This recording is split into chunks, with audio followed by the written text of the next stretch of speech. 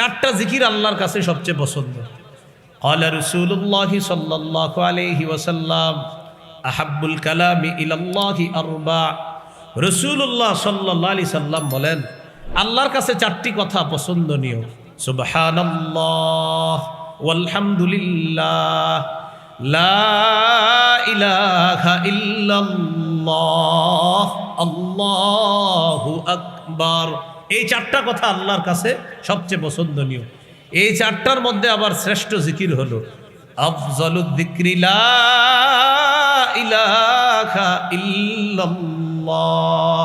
সবচাইতে ফজিলতপূর্ণ জিকির হলো লা ইলাহা ইল্লাল্লাহ।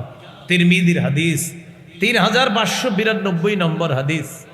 ক্বালা রাসূলুল্লাহি সাল্লাল্লাহু আলাইহি ওয়াসাল্লাম মা মিন আবদিন, কোন বান্দা ক্বালা লা ইলাহা ইল্লাল্লাহ, কোন বান্দা এই কথা বলল যে লা ইলাহা ইল্লাল্লাহ খালিসান মুখলিসা, ইখলাসের সাথে লা ইলাহা ইল্লাল্লাহ মুখ দিয়ে একবার বলল কোন বান্দা।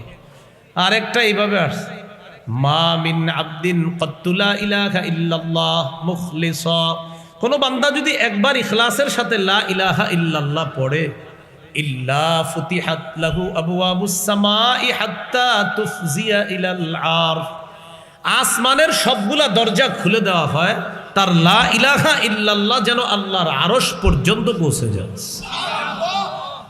তাহলে জিকির করা, জিকিরের মাধ্যমে ঈমান বাড়ে, তেলাওয়াতে ঈমান বাড়ে। কোরআন তেলাওয়াত করলে ঈমান বাড়ে। কি করলে ঈমান বাড়ে? সূরা আনফালের 2 নম্বর আয়াতে আছে ওয়াইদা তুলিয়াত আলাইহিম আয়াতুহু যাদাতহুম ঈমানা।